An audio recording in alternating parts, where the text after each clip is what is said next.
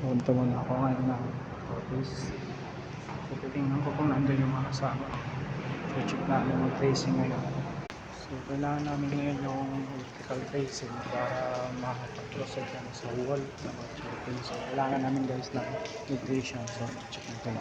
So, guys, titingnan natin kung may tao dun sa office. Kasi hindi na sila bumabalik sa taas eh. Titingnan natin.